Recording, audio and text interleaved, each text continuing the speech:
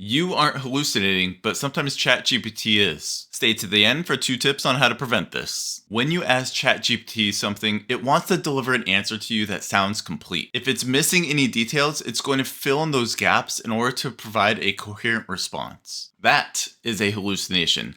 It's made up facts, non existent references, or misleading details that are presented to you as the truth. An example of this is ask it for an article on details of the features for the first iPhone. It's going to write you a great article. And in that article, it's going to say that the iPhone was launched in 2008 because that's a great detail to add into an article like this. But that would be wrong. It was actually released in 2007. The GPT used its best guess instead of a verified resource. In my experience, these are the most common hallucinations. Anything to do with numbers, names, or dates. I would recommend reviewing any of that before publishing data that the GPT wrote. And here are the 2 tips I promised you to prevent it. The first one is something you can add to your prompt. Tell the GPT, if something is unknown, let me know and don't guess. I don't prefer to do this kind of prompt because it just adds more work for you and it kind of defeats the purpose of you using a GPT to save time in the first place. And tip number 2, after it delivered the information to you, you can simply ask it to cite its references.